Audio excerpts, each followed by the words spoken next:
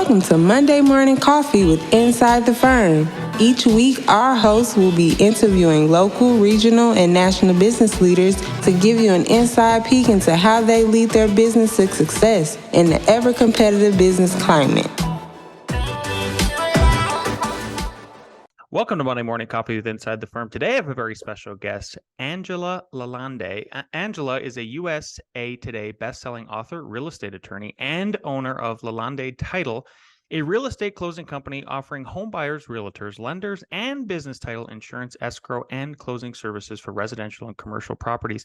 Her main mission is to provide excellent and engaging professional service in every closing and to make the closing process smooth for everyone involved in a real estate transaction. Her desire is to empower others to rise out of darkness to light. Angela, welcome to the show. Thank you. Thanks for having me, Lance. Happy to be here. Yeah. Before we get into what you do over at your company and with your book, tell us how you got here. You know, that's one of the questions I love to ask everybody. If they're entrepreneurs, are you the first? What drove you to entrepreneurship?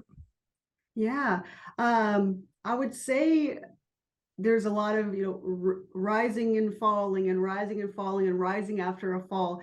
As far as, and that's really how I got here in the short of it. There's always been something inside me to strive for the more. I believe we were created to create. And so, a lot of times people can get in these, they set limitations on themselves. And so they never feel like they can step out of that box, maybe in their family, and no one else before them has ventured out. In my family, my father's an entrepreneur. He's owned his own business. He's a geophysicist, has worked for a long time and has done those things. So I think as far as in my family, he kind of spearheaded that, and then in my heart, I can tell you more about that, but I was tired of the 9 to 5 and starting a new family, and I started having these desires inside of me for more. There's so much potential inside of me, and so much potential inside of people in general, right? And so I decided to tap into that and say yes to the call. Beautiful. I love it.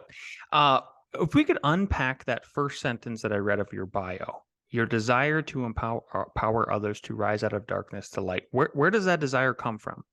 Yeah. Well, it's all in the Lighthouse Method. It's a book that was published that I wrote last year, in the course of a year, really, and was published in August. And it's called the Lighthouse Method. It's really a testimonial of my own journey from a dark season of my life into where I am now. And so, because I've healed and come to a place where I'm shining again, I just desire others to also, and basically I lay out a method where people can do that, because sometimes people are just in a hard place. They don't know how to get out. So this kind of starts that. So really, my desire empowering others stems from my own healing and knowing that others are stuck where they are, and just trying to rescue them. Beautiful. One other thing that stuck out, and when I was putting together the intro for you, was I love, obviously, I mean, everybody loves this, I would hope so, that you provide excellent and engaging professional services. How do you do that exactly? I would love to hear, maybe some principles that you have that guide you to do that. Yes. So I own a real estate closing company. We're known as a title company. So in real estate deals, we work with the lenders, realtors, home buyers, and sellers in the process. So we do the title search, and then at the very end of the whole deal, it's the happy time where everybody's at the closing table signing the paperwork. Most people leave with money. Some people have to bring money, that kind of thing. But it's a happy time. And so we are a boutique title company. We're on the smaller end, and so we just love people.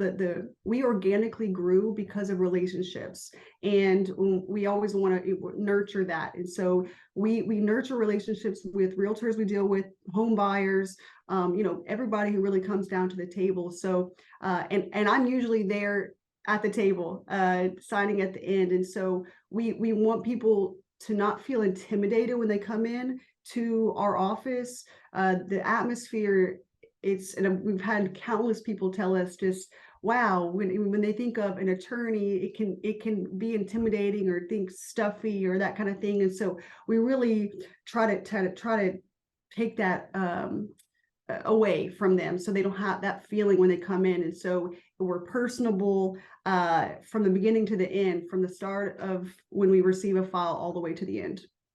Beautiful. What do you think your biggest lesson to date is in business? Business. And it could be maybe something negative that you've learned from. I think that's, for me, that's one of the best things. It was something to where, yeah, like I maybe avoided a catastrophe, but just barely, and then Yes. got out of that. Yes. Ask questions. That's a big one. Many times people can try to do things by themselves. If find somebody who may have been successful in what you're trying to do, and there's obviously a model out there that's worked. Form relationships with those people. Who may not be a competitor, but someone that you can model what you want to do off of, because it's worked for somebody. That could save you a lot of time.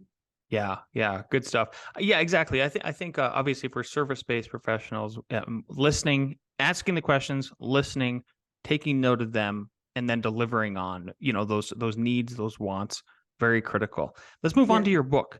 What inspired you to write The Lighthouse Method? Yes. So about a little over 11 years ago, I was in a really difficult season. And for me, people can be put in the dark by either their choices, or sometimes it's the choices of others that have put them in this place. For me, a lot of it was choices that I had made. And so I went through this season of coming out and healing and all of these steps. And so I had this letter written on my laptop. It stayed there for more than a year. It was almost this outpouring, and it was called A Letter for the One. And it was for the one, which really is, there's so many people who could probably be the one, but for people who are also in a dark place, who may have been floundering around, feel like they're about to drown under the waves of rejection, sadness, whatever it is that happened to them, grief. And so really, I think, and I had kind of touched on it earlier, once I was out, this letter, which just kind of came out of me, I knew that it was to write a book. So then I got in touch with an editor and a book coach, and she helped me hash out the outline. We got everything together. It took a little bit of about a year to get it all together. I'm sure I could have done it in less time, but I kind of balanced motherhood, sanity, business owner. And, my husband and I have 3 small girls. Their ages 2, 4, and 6. So we've got a lot of moving parts on our end. And so I put the book together, and it's really just the desire for others based on, what I had gone through. How does the method that you've developed, this Lighthouse Method, help others overcome hardship? Yeah. So it lays out a plan. So I'll kind of I'll list a couple of the principles, if you don't mind. Sure. I'll just dive a couple into this. So it's made of 5 steps. The first is prepare to rise up. Step 2 is become a prism, which I want to go into that because you probably have no idea what that means, but it's neat because I actually dive into science, which I'll do that in a second. 3 is have the right support system. 4 is bend your light and shine. And step 5 is find, harbor, and become it. So it gives people steps. So at the beginning, at the end, step 5, you are courageously taking your steps to reach the shore, and you're actually becoming a lighthouse for somebody else. That's like the end result. But at the very beginning, you have to prepare to rise up, because you can't just stand up. There are things that you have to do in your life. Preparing to rise up, you first must cast the vision. So Think of some of the greats throughout history. Before Leonardo da Vinci painted the Last Supper, he saw the masterpiece in his mind.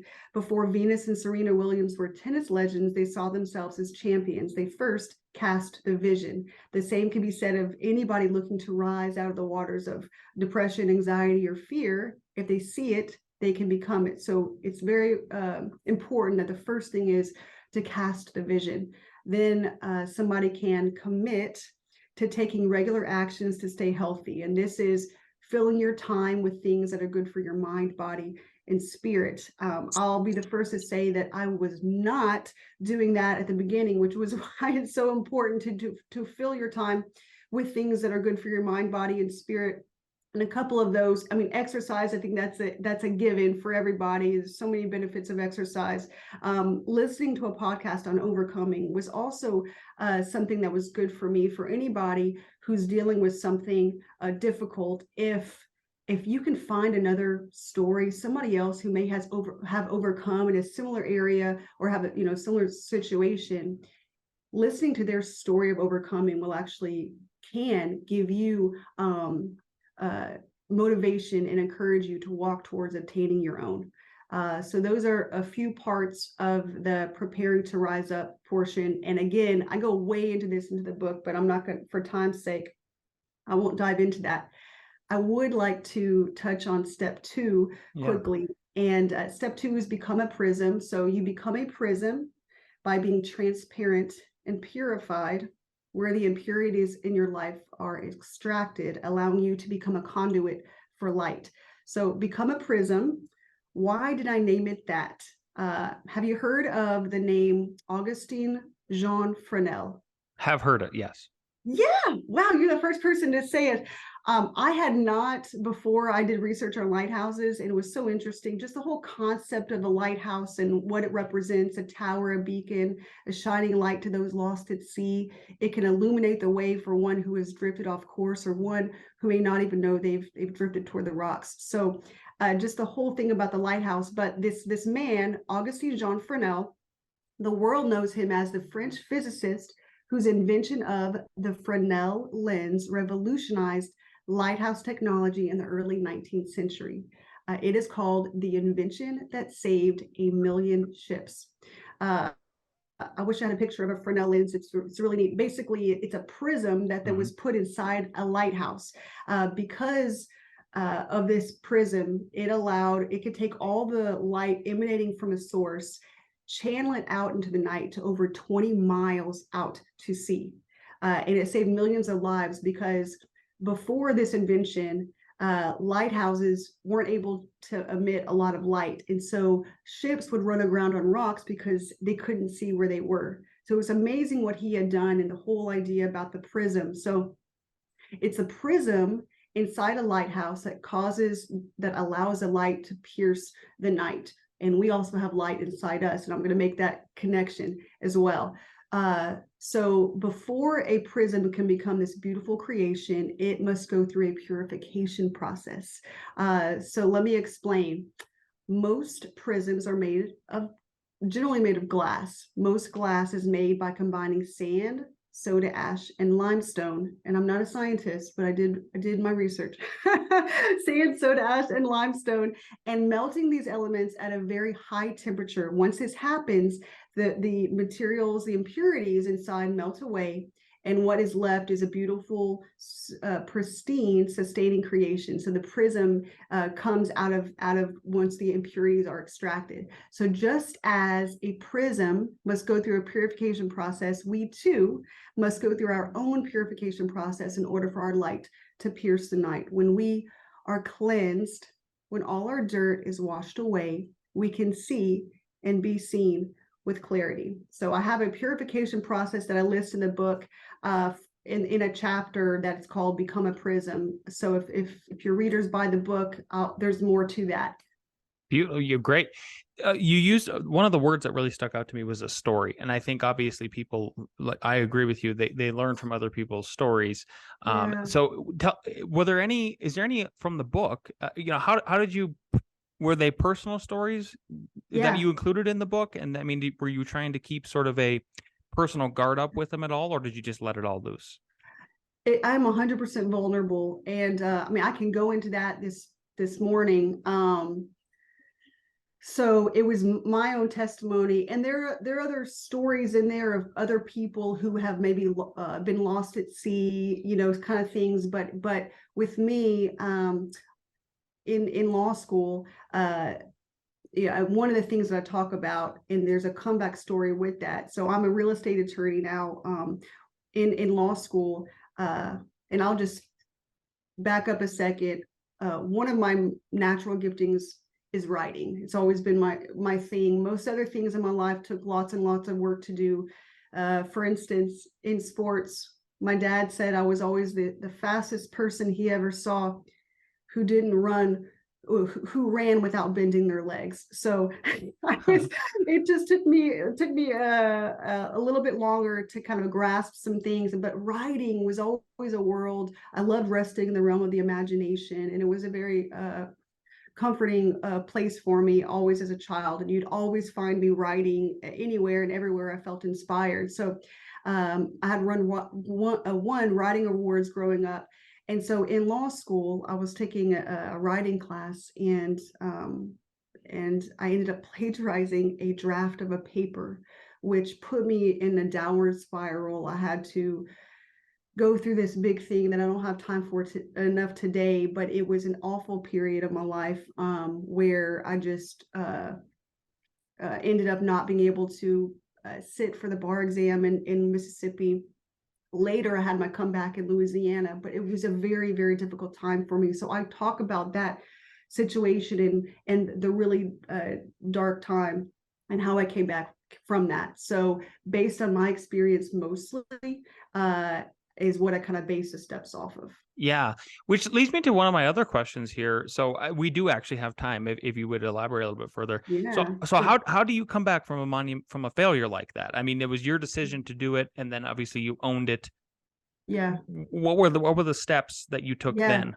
Yeah. Well, so then there was a lot of so what I did with the after the violation, I allowed the horrible thoughts about myself and others' thoughts over me to really sit with me for a while. So I had a lot of oppression and torment for a long period of time. But once I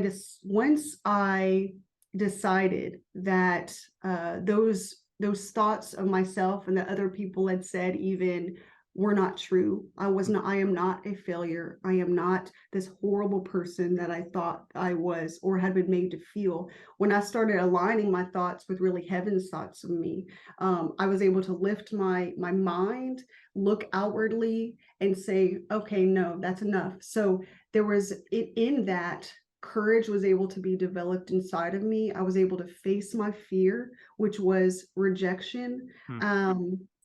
There's some of these principles, really facing your fear. Sometimes when we are rejected. So for me, I was rejected by the legal community in Mississippi, and I just wanted to run away. So I did. I ran away at first. I mean, I'll tell you, the day that I found out that I couldn't take the Mississippi bar exam, I was actually sitting at my parents' home, and I was studying for the exam, and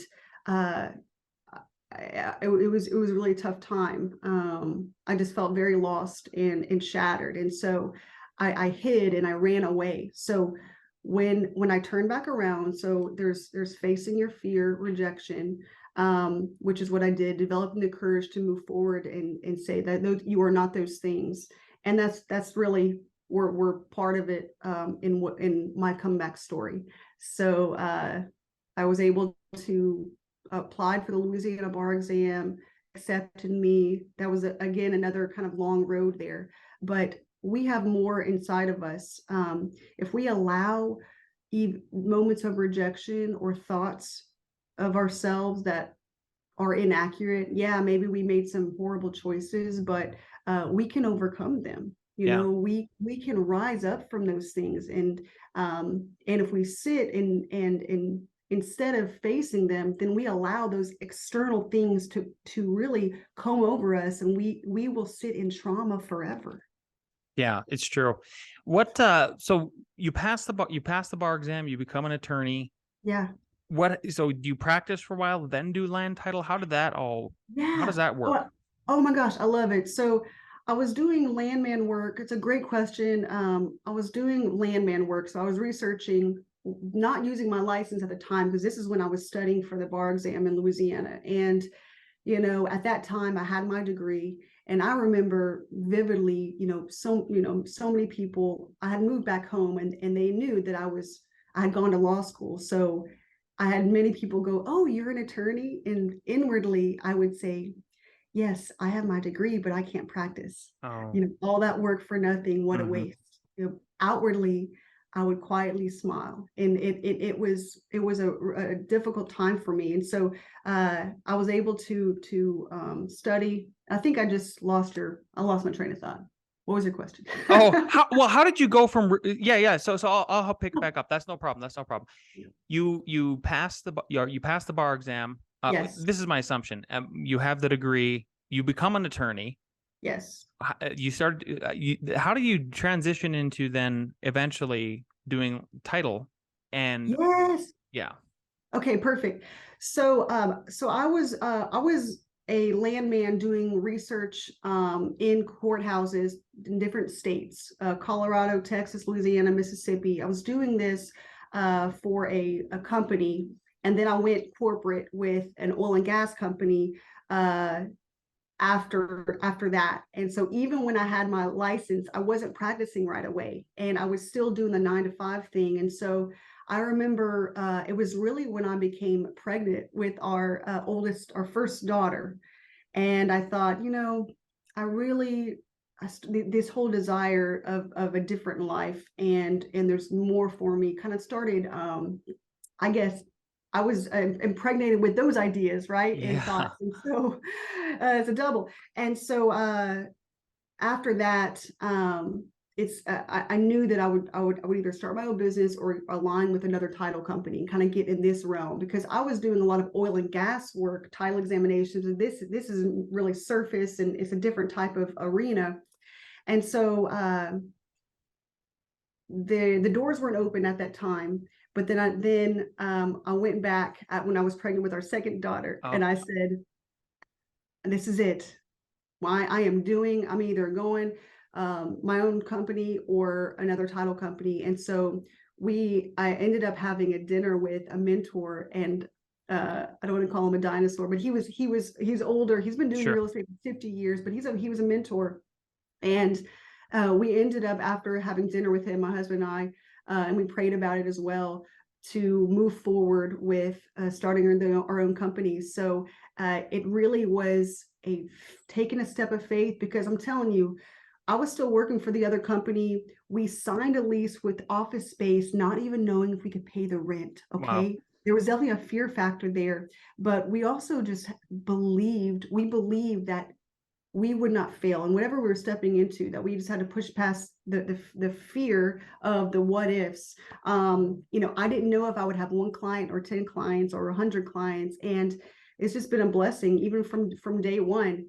When I started the title company, my first closing, I had just given birth to our daughter 5 weeks early. So she was in the NICU. Mm. I'm having my first closing, still learning what the heck I'm doing. And so that's kind of how it started. So it's been a really great journey.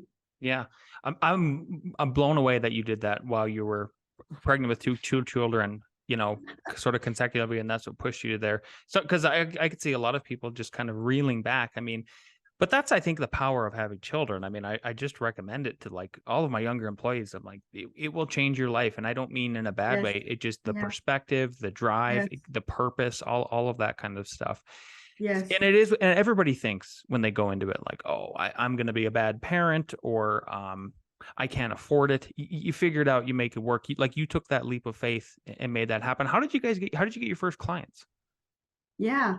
Uh, Friends. My first closing, it was a commercial closing. The realtor on the deal went to high school with my husband. And so really what's interesting is my husband is he owns he started a pool company. He's an incredibly gifted designer. He's got contacts all over. Mm-hmm. I grew up in the same area, but moved away. And he's born and raised here, and just I feel like he introduced me to a lot of people. But we have become just connected with a lot of people relationally, and that's through church, business, and just in the city and the work that we do. Those people know people that know people, and so. But again, going back to your question, the very first closing, it was the realtor who went to high school with my husband brought us the deal. Very cool. So I'm a real estate developer and then an investor, and I've owned several, just primary residences. I have to say, title agents are very, if I may call you that, title professionals are pleasant. Why are y'all so pleasant? Gosh. I realize that's not a blue question, but I swear everyone is very pleasant. And I wonder if it has something to do with like, you guys are there at the finish line. Like it is a happy experience typically, right? Yeah. I'm saying I'm a pleasant person. I can't speak for the other people. Yeah, and at the end, see, during the process, there are things we have to go through there can be issues that come up that we have to clear title and other things in the process. But yeah, at the end, it is a happy time. So usually at the end, everything we should have everything together and ready to go. So there should be zero questions. So it should be a happy time. And it, and because we want to make the experience wonderful for everybody who's sitting there. So I would imagine that others probably have the same goal, especially because, hey, we're at the finish line, guys. This is such an exciting day, new home, new season for everybody. But yeah, I don't know I can't speak for others, but I too have found generally it's nice people. It is. Yeah. Two last questions as we run up here on the half hour. And I ask these last two to everybody. Knowing what you know now, Angela, if you could go back in time to when you first started your business, what is one piece of advice you'd give yourself now?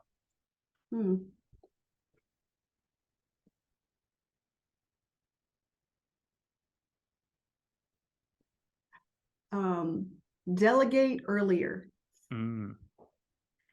Delegate. What hesitation did you have for not doing it earlier?